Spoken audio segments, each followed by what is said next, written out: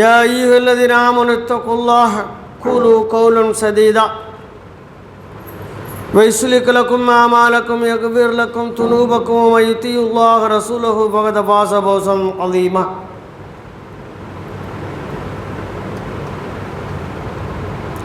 يا أيها الذين آمنوا اتقوا الله قولوا قولا سديدا ويصلح لكم أعمالكم يغفر لكم ذنوبكم ومن يطع الله ورسوله فقد فاز فوزا عظيما يا أيها الذين آمنوا اتقوا الله حق تقاته ولا تموتن إلا وأنتم مسلمون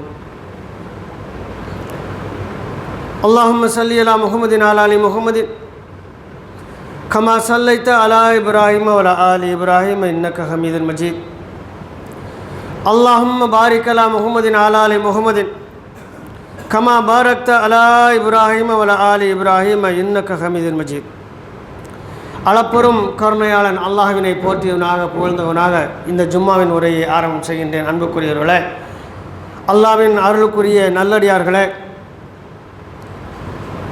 யாருக்கெல்லாம் அல்லாஹ் ரப்பல் ஆலமீன் அருள் செய்தானோ அந்த பாக்கியம் பெற்ற மக்களில் உள்ளவராக அல்லாஹ் ரப்பல் ஆலமீன் நம்மையும் ஆக்கிரள வேண்டும் என்று பிரார்த்தித்தவனாக இந்த ஜும்மாவின் உரையை ஆரம்பம் செய்கின்றேன். அன்புக்குரியவர்களே, இந்த மாதம் மிக சிறப்புமிக்க மாதம், ரஃபீல் அவல். இந்த மாதத்தில் நபி ஸல்லல்லாஹு அலைஹி வஸல்லம் அவர்கள் பிறந்ததை மாத்திரம் நினைவுறுவார்கள். அதற்கு முன் நாம் ஒரு செய்தியை ஞாபகப்படுத்தி கொண்டு மற்ற விஷயங்களை நாம் வரிசையாக பார்க்கலாம். அல்லாஹ்வின் தூதருக்கு அல்லாஹ் ரப்பல் ஆலமீன் நீங்கள் மக்காவை விட்டு மதீனாவுக்கு செல்லலாம் என்று அனுமதி கொடுத்தான். ஜிப்ரீல் அலைஹிஸ்ஸலாம் அவர்கள் வந்து அல்லாஹ்வின் தூதரிடத்தில் நீங்கள் ஹிஜ்ரத் செய்வதற்கான நேரமாக அல்லாஹ் நாளை தினத்தை உங்களுக்கு தேர்ந்தெடுத்திருக்கின்றான் என்று சொல்லிவிட்டு செல்கின்றார்கள். இந்த செய்தி வரும்பொழுது லொஹருக்கு பின்னால் உள்ள நேரம். உடனடியாக அல்லாஹ்வின் தூதர் வழக்கமாக ஓய்வெடுக்கக்கூடிய அந்த நேரத்திலே அபூபக்கர் சித்திக் ரலியல்லாஹு அன்ஹு அவர்களை சந்திப்பதற்காக வீட்டுக்கு வேகமாக செல்கின்றார்கள். தலையில் முக்காடை அணிந்து கொண்டு முகத்தை மறைத்தவர்களாக செல்கின்றார்கள். அபூபக்கர் சித்திக் ரலியல்லாஹு அன்ஹுடைய வீட்டு வாசலில் நின்று சலாம் கூறுகின்றார்கள். அங்கே உள்ள பணிப்பெண் யார் வந்திருப்பது என்று தெரியாமல் வீட்டுக்குள் போய் சொல்லும் பொழுது அல்லாஹ்வின் தூதர் தான் வந்திருக்கிறார்கள் என்பதை அறிந்து கொண்டு உள்ளே வர சொன்னார்கள். அந்த நாள் சஃபர் மாதத்தினுடைய ஒரு நாள். சஃபர் மாதம் 26வது நாள், வியாழக்கிழமை. அல்லாஹ்வின் தூதர் கூறுகின்றார், நாளை காலை நாம் மக்காவை விட்டு மதீனா செல்ல வேண்டும் என்று கூறுகின்றார்கள். அதன் அடிப்படையில் அந்த ஏற்பாடுகள் எல்லாம் செய்யப்படுகிறது. சஃபர் மாதத்தினுடைய பிற 28 அதிகாலையிலே கிளம்புகின்றார்கள். போய் அந்த சபூர் குகையிலே தங்கக்கூடிய ஒரு சூழ்நிலை ஏற்படுகிறது. அங்கே 3 நாட்கள் தங்குகிறார்கள். வெள்ளி, சனி, ஞாயிறு. பிறை 27, 28, 29, 30 3 நாள் தங்குகின்றார்கள். விடிந்தால் திங்கட்கிழமை ரஃபீல் அவல் 1. அன்றுதான் அல்லாஹ்வின் தூதர் மதீனாவிற்கு செல்வதற்கான முழு ஆயத்தத்துடன் பயணத்தை மேற்கொள்கின்றார்கள். அல்லாஹ்வின் மார்க்கத்தை நிலைநாட்டுவதற்காக அல்லாஹ்வினால் தேர்ந்தெடுக்கப்பட்ட ஒரு நாளாக ரஃபீல் அவல் 1. அந்த நாளில்தான் இந்த சமுதாயம் அல்லாஹ்வுக்கு இணை வைக்கக்கூடிய மாபெரும் பாதக செயலை அரங்கேற்றி கொண்டிருக்கிறது. அல்லாஹ்வின் தூதருக்கு ஹிஜ்ரத்துக்கு அனுமதி கொடுத்த நாள், அல்லாஹ்வின் தூதர் மதீனாவை நோக்கி பயணித்த நாள் ரஃபீல் அவல் 1. அந்த குகையிலிருந்து விடுபட்டு பயணத்தை தொடங்குகின்றார்கள். 8 நாட்கள் அங்குமிங்குமாக அலைந்து திரிந்து தங்கியிருந்து மீண்டும் ரஃபீல் அவல் 8 மதீனாவை சென்றடைகிறார்கள். இவ்வளோ கஷ்டப்பட்ட ஒரு பிரயாணம் எதற்காக என்று சொன்னால், மக்காவை விட மதீனா அல்லாஹ்வின் மார்க்கத்தை நிலைநாட்டுவதற்காக உகந்ததாக இருக்கிறது என்று அல்லாஹ் ரப்பல் ஆலமீன் அவர்களுக்கு அறிவித்து கொடுத்ததினால். அவன் மக்காவில் ஏன் இஸ்லாத்தை நிலைநாட்ட முடியாத சூழ்நிலை இருந்தது, மதீனாவுக்கு ஏன் போனாங்கன்னு சொன்னால், மக்காவில் உள்ளவர்கள் எல்லாரும் எப்படி இருந்தார்கள்? அல்லாஹ்வை வணங்கி கொண்டு, அல்லாஹ்வை ஏற்றுக்கொண்டு, அல்லாஹ்வின் நல்லடியார்களையும் வணங்குகின்ற முஸ்லிக்குகளாக இருந்தார்கள். ஆனால் மதீனாவிலே ஒரு பெருங்கூட்டம் அல்லாஹ்வை ஏற்றுக்கொண்டு அல்லாஹை மட்டும் வணங்கக்கூடிய ஒரு பெருங்கூட்டம் உண்டாயிருந்தது. எனவே நீங்கள் அங்கே செல்லுங்கள்னாங்க. இப்போ இஸ்லாம் என்பது என்ன? அல்லாஹ்வை ஏற்றுக்கொண்டு அல்லாஹ் மட்டும் வணங்குவது, அல்லாஹ்வுக்கு இணை கற்பிக்காமல் இருப்பது. அதுதான் இந்த ரபீஉல் அவ்வலுடைய மிகச்சிறந்த ஒரு பயணம். ஆனால் இன்றைய இதில் எப்படி இருக்கிறது? ரபீஉல் அவ்வல் ஒன்று பிறந்து விட்டாலே முஸ்லீம்களை எல்லாம் அழைத்து அவர்களுக்கு என்னவென்றே தெரியாத ஒன்றை பாடலாக பாடிக்காட்டி அவர்களிடத்தில் கந்தூரிக்கு என்று வரியும் பிரித்து கொண்டு அவர்களுக்கு என்ன செய்யப்படுகிறது? 12வது நாள் அன்று உணவு வழங்கப்படுகிறது. எல்லோரும் வரிசையில் நின்று என்ன செய்யணும்? அந்த உணவை வாங்கி கொள்ள வேண்டும். எப்படி மற்ற சம்பிரதாயங்கள், சடங்குகள், திருவிழாக்கள்லாம் நடக்கும், அது போன்ற ஒரு சூழ்நிலையை ஏற்படுத்தியிருக்கிறாங்க. இந்த முக்கியமான விஷயம் மௌலூதில் ஏன் ஓதக்கூடாது என்பது ஒரு பக்கம் இருந்தாலும், மௌலூத் என்பது சரியாக ஒரு பார்வையில் இருந்தாலும் அல்லாஹ்வின் தூதரால் கற்றுத்தரப்படாது. உண்மையிலே மௌலூத் சரியாக இருந்தால், அல்லாஹ்வின் தூதர் இறந்த உடனே சஹாபாக்கள் நினைச்சிருப்பாங்க. அல்லாஹ்வின் தூதர் இறந்தது எப்போ? ஹிஜ்ரி 10 முடிந்து 11வது வருட பிறப்பில். ஆனால் நபித்தோழர்களோட கடைசி நபித்தோழர் சஹாபாக்களில் கடைசி சஹாபா இறந்த வருடம் தெரியுமா? ஹிஜ்ரி 110. ரசூலுல்லாஹ் ஸல்லல்லாஹு அலைஹி வஸல்லம் அவர்கள் இறந்து 100 வருடங்களுக்கு அப்புறம் தான் கடைசி சஹாபாவினுடைய மரணம் நிகழ்கிறது. இந்த 100 வருட காலத்தில் மக்காவில் சஹாபாக்கள் இருந்திருக்கிறார் என்பது வரலாற்று உண்மை. அந்த 100 வருட காலத்தில் எங்கேயாவது அல்லாஹ்வின் தூதர் மேலே பிரியத்தில் நாங்கள் இருக்கிறோம் சொல்லி மௌலூது என்று ஓதப்பட்டிருக்கிறதா? இது முதல்ல சவுதி அரேபியாவுடைய பாடலா என்றால் இல்லை, சவுதி அரேபியாவில் எழுதப்படலை. இது இந்தியா மற்றும் இந்தோனேசியா, பாகிஸ்தான், பங்களாதேஷ், ஆப்கானிஸ்தான் இது போன்ற இந்தியாவை தொட்டெடுத்த நாடுகளில் மட்டும்தான் உருவாக்கப்பட்டது. அதுவும் ஏறத்தாழ 300 வருடங்களுக்கு முன்னால் மௌலூது இல்லை. மூன்றாவது விஷயம், மௌலூது மிக முக்கியமானது என்றால் அதனுடைய ஆசிரியர் யார் எழுதினார் தெரியாது. லாவாரிசுமாங்க, அனாதை. அந்த நூல் அனாதை நூல். யார் எழுதினானே இல்லை. ஒரு சினிமா பாட்டு எழுதினவனே கேஸ் போடுதான், ராயல்ட்டி எனக்கு தான் வரணும்னு. ஒரு சினிமா பாட்டு எழுதக்கூடியவன் அல்லது கவிதைகளை ஏற்றக்கூடியவன் அல்லது ஏதாவது ஆர்டிக்கிள் எழுதக்கூடியவங்க அதனுடைய ராயல்ட்டி எனக்கு தான் வரணும் என்று ஆதாரப்பூர்வமாக ஏகத்துவ புக்குகள் எழுதக்கூடிய ஆசிரியர்களே என்ன செய்கிறாங்க? பதிவு செஞ்சு ஆசிரியர் அது சரியானு இன்னாரால் சரியானப்பட்டது, இந்த நூல் நீங்கள் படிப்பதற்கு பின்பற்றுவதற்கு ஏற்புடையது என்று சொல்லக்கூடிய அளவுக்கு எல்லா நூல்களும் இருக்கிறது.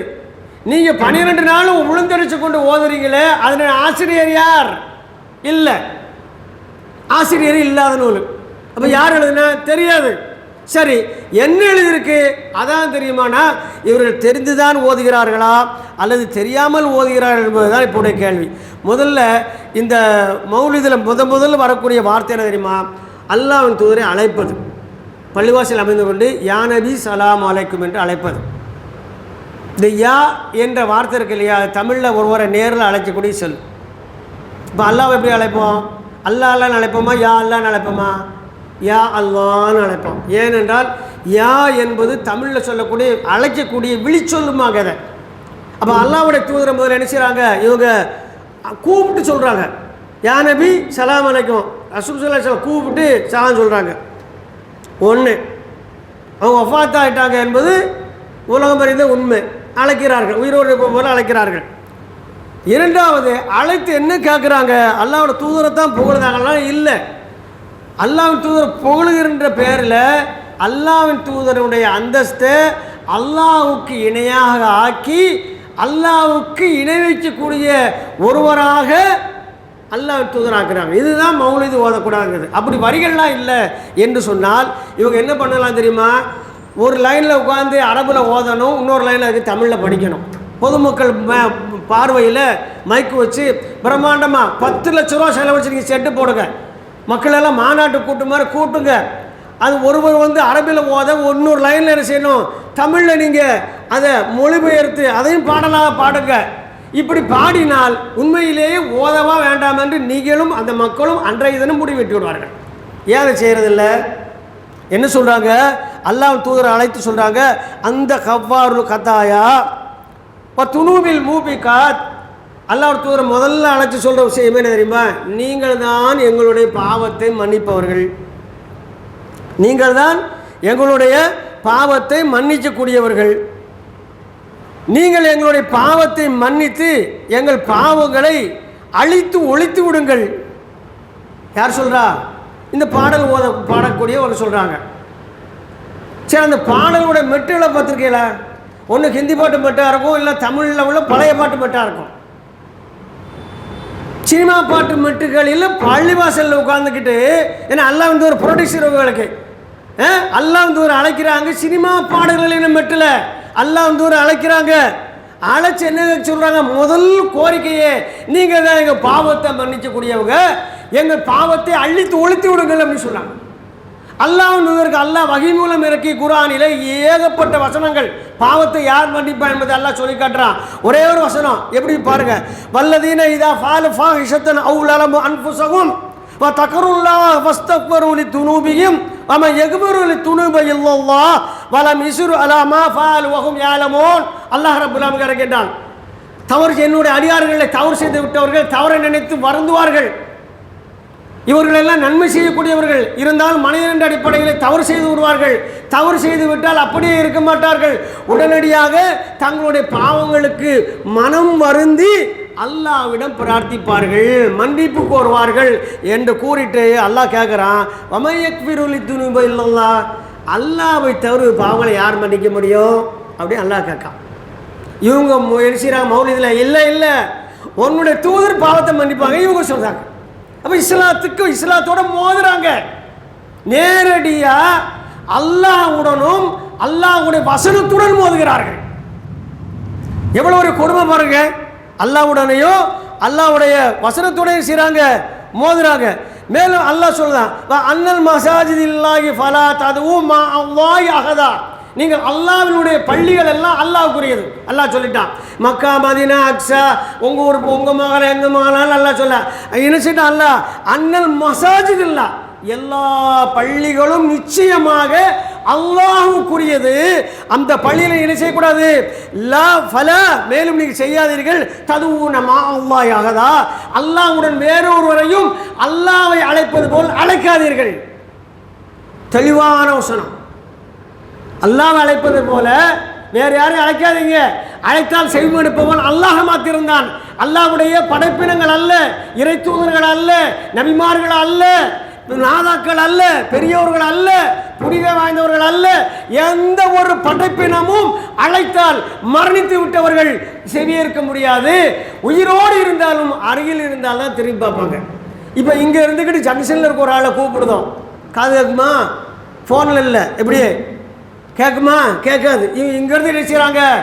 மதீனாவில் இருக்கக்கூடிய, மதீனாவில் அடக்கம் செய்துப்பட்டு இருக்கக்கூடிய அல்லாஹ்வின் தூதர் அழைக்கிறாங்க. என்ன சொல்கிறாங்கன்னா, அல்லாஹ்வின் தூதர் மௌத்தாகலைங்கிறாங்க. இப்போ மௌத்தாகலான சஹாபாக்களை ஏன் அடக்குனாங்க?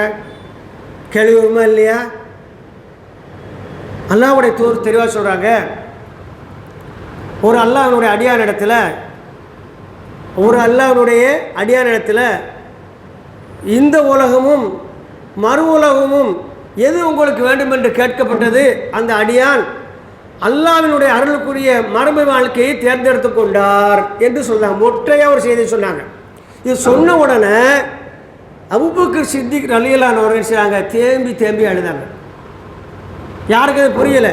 கூட்டமெல்லாம் கலைச்சப்போ மற்ற சாப்பாடுக்கு அபூபக்கர் நீங்கள் ஏன் அழுகுறீங்க? ஒரு செய்தி தானே சொன்னாங்க, உங்களுக்கு இன்னுமா வழங்கலை?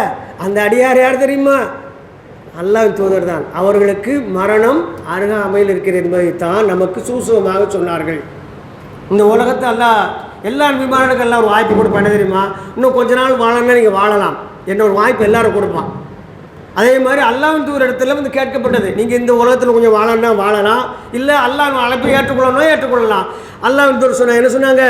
நான் அல்லாஹ்வின் அழைப்பை ஏற்றுக்கொள்கின்றேன் என்று சொல்லிவிட்டு அந்த செய்தியை தான் சூசகமாக நபி தோழர்கள் சொன்னாங்க. அப்போ இது நல்லா உம்மு ஐமன் என்ற அல்லாஹ்வின் தூதரத்தில் ஒரு வயசான அம்மா, முதல்ல அடிமையாக இருந்தாங்க, இப்போ அல்லாஹ்வின் தூதரத்திலே வீட்டோடு இருந்தாங்க, உரிமை விடப்பட்டு இருந்தாங்க. அவங்க என்ன பண்ணாங்க? அல்லாஹ்வின் தூதர் வஃபாத்துக்கு அப்புறம் அழுது கொண்டே இருக்கிறார்கள். தினசரி அழுகின்றார்கள் என்ற செய்தி வந்த உடனே முக்கியமான 4 கலீஃபாக்களும் சஹாபாக்களும் சேர்ந்து நேரடியாக பார்க்க போகிறாங்க. ஐமன் ரலியல்லாஹு அன்ஹா அவங்கள, அந்த வயதான அம்மா பார்க்க போயிட்டு, நீங்கள் ஏன் அழுகுறீங்க, அல்லாஹ்வின் தூதர் இறந்தேர் இல்லையா அழுகுறீங்க என்று கேட்கும்போது சொல்கிறாங்க, அழகாக சொல்கிறாங்க, என்ன தெரியுமா, என்ன நான் அவ்வளோ மார்க் அறிவு இல்லாதவளா, நான் அதை நினச்சி அழலை. நம்மகிட்ட இருந்ததை விட இப்போ அல்லாஹ்வின் தூதர் கண்ணியமான உயர்ந்த இடத்துல இருக்கிறாங்க, அல்லாஹ்வுடைய அந்தஸ்தை பெற்றிருக்கிறாங்க, அதுக்கு நான் அழலை. அப்புறம் எதுக்கு மேலே வரீங்க, இனிமேல் இந்த பூமிக்கு வகி என்ற செய்தி அறுபட்டு விட்டதை எண்ணி அழுகின்றேன். இதுக்கு முன்னாலே நாம் ஒன்று கேட்டால் அல்லாஹ் உடனடியாக என்ன செய்வான், தன்னுடைய தூதர் மூலமாக பதிலளித்தான். இனி அல்லாஹ்வுடைய வகி இந்த பூமியில் இல்லை என்பதை நினைத்து அழுகின்றேன் என்று நம்ம சொன்னாங்க. எவ்வளோ தெளிவாக இருக்குது, மரணத்தை எவ்வளோ அழகாக விளங்கியிருக்கிறாங்க பாருங்க. அல்லாஹ்வின் தூதர் தன்னுடைய மரணத்தை எவ்வளோ தெளிவாக சொல்லியிருக்கிறாங்க பாருங்க. அது சஹாபாக்கெல்லாம் சேர்ந்து அல்லாஹ்வின் தூதரை எவ்வளோ பிரச்சனைகள் அப்புறம் அடக்கம் செய்திருக்கிறாங்க என்பது எல்லாம் தெரியும். ஆனால் இவங்க உட்காந்துக்கிட்டு என்ன செய்கிறாங்க, நீங்கள் வாங்க, நீங்கள் எங்கள் பாவத்தை மன்னிப்பாங்கன்னு அழைச்சா அல்லாஹ் சொல்லுதான், அல்லாஹ்வோட பள்ளியில் என்ன அழைக்க மாதிரி யாரையும் அழைக்காதீங்க, வல்லதீன மாயதூன இலல்லாஹ், அல்லாஹ் மாதிரி அல்லாஹ்வோட சேர்த்து யாரையும் அழைக்காதீங்க. அல்லாஹ் நிறைய இடங்களை சொல்லுதான், அல்லாஹ்வோட சேர்த்து என்னுடைய அடியார்கள் யாரையும் அழைக்க மாட்டார்கள் என்று சொல்லுதான். நான் முதல்ல வசனம் போதன வசனத்தில் பள்ளியில் நீங்கள் அல்லாஹ்வோட சேர்த்து யாரையும் அழைக்காதீர்கள் என்று சொல்லுதான். அதுக்கடுத்து சொல்லுதான், அப்படி பள்ளிவாசல் அல்லாஹ் கூடியன்னு சொல்லிவிட்டு அல்லாஹ்வின் அருள்கொடை மூலம் அவரை சோதிப்பதற்காக இவ்வாறு என்று எவரேனும் இறைவனுடைய அறிவுரையை புறக்கணித்தால் அவர்கள் கடுமையான வேதனை கொண்டு வேதனை செய்யப்படுவார்கள் என்ன அடுத்த வசனம் சொல்கிறேன். நான் சொல்லிட்டேன், பள்ளி அல்லாஹ்வுக்குரியது, அல்லாஹ்வோட சேர்த்து யாரையும் அழைக்காதீங்கன்னு. இதுக்கப்புறம் என்னுடைய அறிவுரையை நீங்கள் புறக்கணித்தால் கடுமையாக வேதனை செய்யப்படும் என்று அல்லாஹ் ரப்பல் ஆலமீன் எச்சரிக்கின்றான். இதெல்லாம் குர்ஆன் இவங்க படிக்கலையா, குர்ஆனை பற்றிய நாலேஜ் இல்லாமல் இருக்கா, அதெல்லாம் இருக்குது. இருந்தாலும் ஒரு தடவை தவறு செய்து விட்டதுனால அந்த தவறு என்று ஒப்புக்கொள்வதற்கான துணிச்சல் இல்லாதனால வருடா வருடம் அந்த தவறை செய்கின்றார்கள். இதுதான் யதார்த்தம். என் பள்ளியில் உள்ள இமாம்களுக்கு தெரியாதா, அவங்க 7 வருஷம் கோர்ஸ் கம்ப்ளீட் பண்ணி பட்டம் வாங்கி சன்னது வாங்கி வரலையா, தெரியும். இருந்தாலும் அவங்க வச்சுருக்கிறாங்க, என்ன வச்சுருக்கிறாங்க, நம்முடைய முன்னோர்கள் நாதாக்கள் பெரியவர்கள் எல்லாம் அவ்வளோ அடிப்படை விஷயம் தெரியாமல் செய்யிருப்பாங்க, ஆனால் நாம செய்வோம். அல்லாஹ் கேட்குறான், அவருடைய முன்னோர்கள் அறிவில்லாதவர்கள் இருந்தாலுமா அவர்களை பின்பற்றுவார்கள். நான் கேட்கல, அல்லாஹ்வோட வசனம். மக்கத்து காபிர்கள் இதைத்தான் சொன்னாங்க, நாங்கள் காலங்காலமாக இந்த வணக்க வழிபாடை எங்கள் முன்னோர்கள் செய்வதை கண்டிருக்கின்றோம், அதன் பேரில் நாங்களும் செய்கிறோம், இது சரியென்று நாங்கள் செய்யவில்லை, அவர்கள் செய்ததை நாங்கள் செய்கிறோம் என்று அல்லாஹ் தூரத்தில் சொன்னதற்கு அல்லாஹ் வகி இறக்கினா. என்ன வகி இறக்கினா, அவருடைய மூதாதையர்களுக்கு மார்க்க அறிவு இல்லாமல் எந்தவித அறிவும் இல்லாமல் ஒரு காரியத்தை செய்திருந்த போதிலும் இவர்கள் பின்பற்றுவார்களா என்று நபியே நீர் கேளும் என்று அல்லாஹ் ரப்பல் ஆலமீன் கேட்கின்றான். இந்த வசனம் இவங்களுக்கு பொருந்தாதா, இவர்கள் சிந்திக்க மாட்டார்களா? அப்போ நல்லா விளையிக்கிடுங்க. அதோடு மட்டும் இல்லாமல் என்ன எதெல்லாம் கேட்குறாங்க பாருங்க. இவங்க பாடலில் இன்னொருத்தருக்கு, அதாவது இந்த பாடலில் என்னென்னா குர்ஆனில் 114 அத்தியாயம் இருக்கா, அது மாதிரி மௌலிதுலேயும் நிறைய அத்தியாயம் இருக்குது. அதில் ஒரு அத்தியாயத்தை பேர் சல்லு அலா ஹைரில் இபாதத். அந்த அத்தியாயத்தில் எப்படி ஆரம்பிக்கிறாங்க, இவங்க சக மனிதன் சொல்கிறாங்க. என்ன சொல்கிறாங்கம்மா, குற்றமும் பாவமும் செய்து விட்டவனே நீ மன்னிப்பு கேள், குற்றத்தை ஒப்புக்கொள், அருளை எதிர்பார். இதுவரைக்கும் ஓகே. யார்கிட்ட அவங்க சொல்ல, சரணன்றதை விட மதீனாவிலே இருப்பவரிடத்துல. இப்போ ரசூலுல்லாஹ் இருக்கும்போது என்ன பாட்டா, 300 வருஷத்துக்கு முன்னால் எழுதி வச்ச பாட்டை என்ன சொல்லாங்க, உன் குற்றத்தை ஒப்புக்க, அவருடைய மன்னிப்பு கேளு, அவருடைய அருளை எதிர்பாரு, நீ என்ன செஞ்சிரு, மதீனாவில் இருக்கவர்கிட்ட போய் சரணடைந்து விடு என்று போட்டு வச்சுருக்கிறாங்கன்னு சொன்னால், அப்போ இவர்களை என்ன பண்ண, நம்ம என்ன சொல்கிறதுக்கு? அப்போ நல்ல வளைக்கிற மார்க்கம் நல்லா தெரியும். அல்லாஹ் தூர் சொன்னாங்க பாருங்கள். அல்லாஹ்வோட தூர் சொன்ன ஒரு செய்தி, அறிவிப்பாளர் இப்னு அப்பாஸ் ரலியல்லாஹு அன்ஹு அவங்க நூல் புகாரில் 2 இடத்துல வருது, 3445 மற்றும் 6830 2லேயும் வருது. என்ன தெரியுமா, கிறிஸ்தவர்கள் மரியமுடைய மகன் ஈசாவை வரம்பு மீறி புகழ்ந்தது போல என்னை நீங்கள் வரம்பு மீறி புகழாதீர்கள், அல்லாஹ்வின் தூதர் என்றும் அல்லாஹ்வினுடைய அடியார் என்று கூறுங்கள் என்று அல்லாஹ்வோட தூதர் என்ன செஞ்சாங்க, நபி தோழர்களுக்கு அறிவுரை செய்திருக்கிறாங்க. இதுதான் அதிகபட்சமாக நீங்கள் என்ன சொல்லணும், என்ன அல்லாஹ்வோட அடியார்னு சொல்லுங்க, அல்லாஹ்வோட தூதர் சொல்லி, இதை தாண்டி புகழாதீங்க. இப்படி இன்னொரு ஹதீஸ்ல இருக்க தெரியுமா, ஒரு கூட்டம் என்னுடைய சகோதரர் மசிகை வரம்பு மீறி புகழ்ந்து வழிகட்டு விட்டது நாங்கள், அதுபோல் நீங்களும் என்னை புகழ்ந்து விடாத சொல்லிட்டு இந்த செய்தியை சேர்த்து சொல்கிறாங்க. இப்போ என்ன நடக்கு, வரம்பு மீறி புகழ்ந்தாங்களா இல்லையா? ரசூலுல்லாஹ் புகழ்றதுக்கு நாம் என்ன செய்யலை, தடையெல்லாம் சொல்லலை, புகழ்றது மாதிரி புகழணும். ரசூலுல்லாஹ்வுடைய நற்குணத்துக்கு முன்மாதிரி. இந்த உலகத்தில் இன்னும் இந்த நூற்றாண்டில் வந்த மாற்று மதத்தை சேர்ந்த மிகப்பெரிய ஆய்வாளர், ஆராய்ச்சியாளர், அவர் 100 தலைவர்களை தேர்ந்தெடுத்து அதில் மிக சிறந்த தலைவர், முதலாவது தலைவர் என்று அல்லாஹ் தூதர் செய்கிறார். அவரை தேர்ந்தெடுத்து அவர்தான் சிறந்த தலைவர் சொல்லி காரணங்களை பதிவு செய்கின்றார். உலகத்தில் உள்ள அத்தனை அறிஞர்களாலும் ஏற்றுக்கொள்ளப்படுகிறது. இந்த நூலை தொகுத்தவர் ஒரு கிறிஸ்தவ சகோதரர், தி லீடர் ஆஃப் த 100, 100 தலைவர்கள் என்ற தலைப்பில் புக்கை வெளியிடுறார். இதுக்கு நம்ம எதிர்ப்பு தெரிவிச்சோமா? எதிர்ப்பு தெரிவிக்க முடியுமா? ஏன்? அவர் விவரிக்கின்ற முறை பார்த்தீங்கன்னா இஸ்லாத்துக்கு உட்பட்டு அப்படியே இருக்குது. ரசூலுல்லாஹ்வுடைய யதார்த்தத்தை அப்படியே புகழ்ந்து கொண்டு வராங்க. அவர் எந்தெந்த பரிணாமங்களில் எத்தனை கேரக்டராக அந்த பூமியில் வாழ்ந்தாங்க, எந்தெந்த விஷயத்துக்கெல்லாம் முன்மாதிரி, இறைவன் இவரை முன்மாதிரி சொல்லுதான், அந்த மாதிரி இவர் வாழ்ந்தாரா, எல்லா விஷயங்களிலும் எல்லா காரியங்களும் சிறந்து விளங்குகின்றார். இவரை போல இன்னொரு தலைவர் இல்லை என்று யார் சொல்றா? ஈசா நபியை பின்பற்றக்கூடிய ஒரு சகோதரர் முஹம்மது நபி ஸல்லல்லாஹு அலைஹி வஸல்லம் அவர்கள் என்ன செய்கிறாரு? புகழ்ந்தாரு. இதுக்கு நமக்கு என்ன மாதிரி பிரச்சனை இருக்கா? இல்லையே. அவர் இதுதான் புகழ்ச்சி, உண்மையை சொல்றாரு, உண்மையை கொண்டு புகழ்ந்தாரு. அதுக்கு அடுத்தாக்கல பாருங்க, அல்லாஹ் என்ன செய்கிறான்? அல்லாஹ் தூதரத்தில் ஒரு செய்தி கூட சொல்லுதான். என்ன தெரியுமா? இது நம்ம வெள்ளிக்கிழமை ஓதக்கூடிய சூரத்துல் கௌஃபுடைய கடைசி வசனம், 18ஆம் அத்தியாயத்தில் 110வது வசனம். அந்த வசனத்தில் அல்லாஹ் சொல்லுதான், குல் நபியை நீங்கள் கூறுங்கள், இன்னமா அனா பஸரின் மிஸ்லுக்கும், நானும் உங்களை போன்ற ஒரு மனிதன் தான். இப்படி தான் சொல்லுதான், நானும் உங்களை போன்ற ஒரு மனிதன் தான். யூஹா இளைய, எனக்கு வகி இறங்குகிறது. யூஹா இளைய அன்னமா இலாகும் வாயுதோன், வணக்கத்துக்குரியவன் அல்லாஹ் ஒருவனை தவிர வேறு ஒருவரும் இல்லை என்று எனக்கு வகி இறங்கி இருக்கிறது. அதைத்தான் நான் செய்கிறேன், பின்பற்றுகின்றேன். ஃபமன் கான யர்ஜூன லிகாஇ ரப்பிஹி ஃபல் யாமலு அமலன் சாலிகன், உங்கள் யார் அல்லாஹுவை சந்திக்க வேண்டும் என்ற நல்லெண்ணம் கொண்டிருக்கின்றீர்களோ அவர்கள் சாலிகான அமல்கள் செய்து கொள்ளட்டும். இஸ்லாத்தினுடைய அடிப்படையை நொறுக்கக்கூடிய அமல்கள் அல்ல, அமளி ஷைத்தான் அல்ல, நன்மையை அளிக்கக்கூடிய தீமை அல்ல. அல்லாஹ் சொல்லுதா, சாலிகான அமல்களை அவர்கள் செய்து அல்லாஹ்வை சந்திப்பதற்கு தங்களை தயார்படுத்திக் கொள்ளட்டும் என்று அல்லாஹ் ரப்புல் ஆலமீன் நமக்கு என்ன செய்யறான்? சொல்லிவிட்டு வலா யுஷ்ரிகு பி இபாதத்தி ரப்பிஹி அஹதா, உங்களில் ஒருவரும் அல்லாஹ்வுக்கு இணை வைத்து விட வேண்டாம். அல்லாஹ் இறுதியாக சொல்லுதான், உங்களில் ஒருவரும் அல்லாஹ்வுக்கு இணை வைத்து விட வேண்டாம் என்ற எச்சரிக்கையையும் இந்த வசனத்தில் சொல்றான். எவ்வளோ அழகான விஷயம். இதில் 2 இருக்கு. என்ன அப்படின்னா, அல்லாஹ்விடத்தில் ஒரு மனிதர் தான், ஆனால் எப்படி அவங்க நம்மளோட சிறந்தவங்க, அவர்களுக்கு அல்லாஹ்விடத்தில் என்ன வருது? வகி வருகிறது. இறை தூதராக தேர்வு செய்யப்பட்டவங்க, அதனால் சிறந்தவர் என்று நபியை நீங்கள் சொல்லுங்க. அப்புறம் அல்லாஹ்வோட தூதர் இறந்து போடுறத ஒரு செய்தி உஹது யுத்தத்தில் பரவுது. அப்போ அல்லாஹ் என்ன செய்கிறான்? வேகமாக நபித்தோழர்கள்லாம் மிரண்டு ஓடுகிறார்கள். நபித்தோர்களெல்லாம் மிரண்டு ஓடுதாங்க. அங்கே அல்லாஹ் ஒரு வசனத்தை இருக்குதா? என்ன தெரியுமா? வமா முஹம்மதன் இல்லா ரசூல், இந்த முகமது இறைத்தூதர் வேறு யாரும் இல்லைப்பா. அப்படி என்ன அர்த்தம்? இவரும் கொல்லப்படலாம். அடுத்து சொல்லுதான், இவர் கொல்லப்பட்டாலோ அல்லது இறந்து விட்டாலோ நீங்கள் எந்த திசையிலிருந்து வந்தீங்களோ அதன் பாலை திரும்பி சென்று விடுவீர்களா? நீங்கள் அல்லாஹ்விற்காக இந்த மார்க்கத்தை ஏற்றுக்கொண்டீர்களா இல்லை எதற்காக ஏற்றுக்கொண்டீர்கள் என்று அல்லாஹ் ரப்பல் ஆலமீன் கடுமையாக கண்டிக்கின்றான். இந்த வசனத்தை தான் அல்லாஹ் தூதர் இறந்த இடத்துல அபூபக்கர் சித்திக் ரலியல்லாஹு அன்ஹு ஓதி காட்டி அல்லாஹ்வின் தூதர் மரணத்துக்கு உட்பட்டதா என்று அல்லாஹ் சொன்னது நினைவில்லையா என்று உமர் ஹத்தாப் ரலியல்லாஹு அன்ஹு இடத்துல சொன்ன உடனே, ஆமா இந்த வசனம் இருக்கதே நான் மறந்து போச்சு, இப்போ தான் இறங்கின மாதிரி ஆச்சரியமா இருக்கு, நான் ஒத்துக்கொள்கின்றேன், அல்லாஹ்வின் தூதர் மரணம் செய்து விட்டார்கள், இனிமேல் அவர்கள் நம்மிடம் திரும்பி வரப்போவதில்லை என்று சொன்ன உடனே தான் ஜனாசாவை எடுப்பதற்கான ஆயத்தங்கள் நடக்கிறது. 2 இரவு 2 பகல் தாண்டிடுச்சு, 3வது பகலில் நடக்கும். எவ்வளவு சம்பவங்கள், எவ்வளவு சம்பவங்கள். அதோடு மட்டும் இல்லாமல் எரிசிதாங்க நீங்கள் பாருங்கள், இன்னும் இவங்களுடைய எந்தெந்த இடத்துலலாம் தவறு செய்கிறாங்க என்பதை நீங்கள் என்ன செய்ய வரிசையாக பார்த்துக்கிட்டே வாங்க.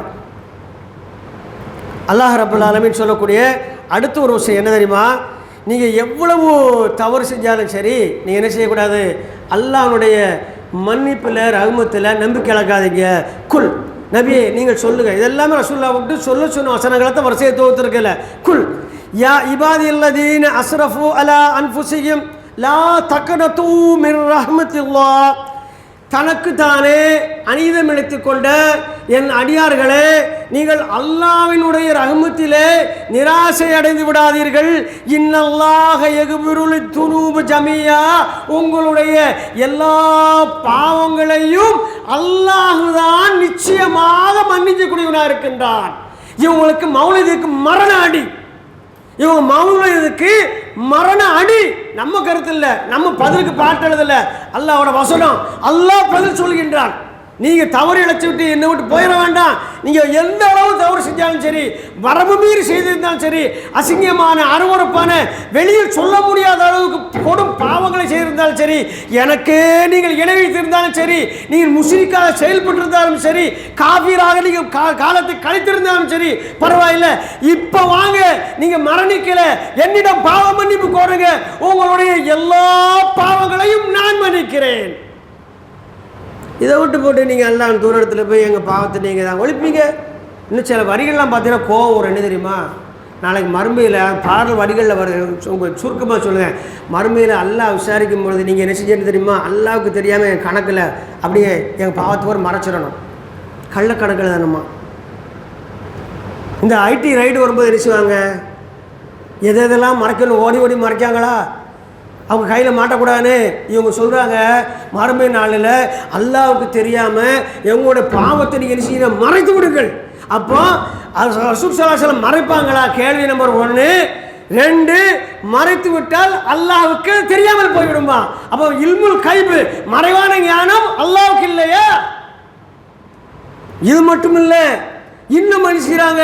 அடுத்தடுத்த அத்தியாயத்தில் ஒரு சில கதைகள்லாம் எழுதி வச்சுருக்கிறாங்க. இன்ஷா அல்லாஹ் இந்த 2ஆம் அமர்வில் ஒரு 5 நிமிடம் மட்டும் இன்ஷா அல்லாஹ் சொல்லி நிறைவு செய்கிறேன். ஏனென்றால் இதை பேசணும்னு சொன்னால் கிட்டத்தட்ட ஒரு பெரிய ஒரு குர்ஆன் கிளாஸில் உட்காந்து நீண்ட நேரம் சொல்லணும். அதனால் இன்ஷா அல்லாஹ் அடுத்த வெள்ளிக்கிழமை ரபியுல் அவ்வல் 12 இவங்க கணக்குப்படி, அதுவும் லேட்டு தான் ஒரு நாள் தெரியுதா. அதுக்கு அடுத்த வாரம் வரக்கூடியதில்லை இன்ஷா அல்லாஹ் இந்த மௌலிது பற்றிய முழுமையான A to Z விவரம் உங்களுக்கு இன்ஷா அல்லாஹ் ஞாயிற்றுக்கிழமை மகரிக்கு பின்னால் உங்களுக்கு தரவாக தரப்படும். நீங்கள் குறிப்பாக எடுத்துக்கொள்ளுங்கள். யாரிடம் கொண்டு போனாலும் காட்டலாம், அவங்களோட பேசலாம், சண்டை போடுறதுக்கு இல்லை, விவாதம் பண்ணுறதுக்கு இல்லை, அதுக்கு நம்ம வரல. ஆனால் அவர்களையும் நாம் என்ன செய்யணும், தீமையிலிருந்து காக்க வேண்டும் என்ற நல்ல இடத்தில் இன்ஷா அல்லாஹ் செய்வோம். எல்லாம் வல்ல அல்லாஹ் ரப்பல் ஆலமீன் வரும் காலங்களிலே நேராகவோ மறைமுகமாகவோ நாம் இணை வைக்காதவராகவும் இணைவிப்பினுடைய நிழல் கூட படியாதவர்களாகவும் நம் அனைவரையும் காத்தவர்களாக என்று பிரார்த்தித்து நிறைவு செய்கின்றேன். வாஹிர தௌவானா அனில் ஹம்துலில்லாஹி ரப்பில் ஆலமீன். அஸ்ஸலாமு அலைக்கும் வரஹ்மத்துல்லாஹி வபரகாத்துஹு.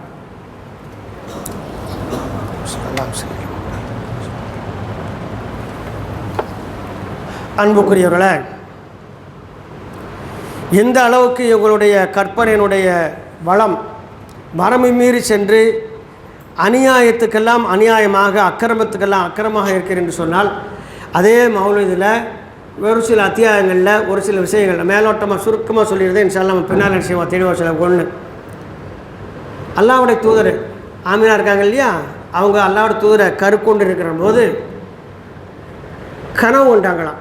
அந்த கனவில் ஒருவர் வந்து சொல்கிறாராம், அவங்க வயிற்றில் இருக்க ஒரு இறை தூதர், அவருக்கு நீ பிறந்த உடனே முகமது என்று பேர் வைத்து விடுங்கள். யார்கிட்ட சொல்கிறாராம்? வந்து சொன்னவர் யார்? அவர் இறை தூதர் வந்து சொல்லாத யார் சொல்லுவார்? அப்படி எது உண்மையில் இருக்கா பதிவு? நீங்கள் எழுதி வச்சுருக்கிறாங்க. அடுத்து ரசூல் ஸல்லல்லாஹு அலைஹி வஸல்லம் செய்கிறாங்க, பிறந்துட்டாங்க குழந்தையா. பிறந்த உடனே அப்துல் முத்தலிப் என்ன செய்கிறாங்க, தூக்கி ரசூல் ஸல்லல்லாஹு அலைஹி வஸல்லம் அப்படி தூக்குறாங்க. பிறந்த பிள்ளை சிரிக்குமா முகம்மது? பிறந்த பிள்ளை முகம்மது சிரிக்குமா? சிரிக்காது, அப்படி தானே?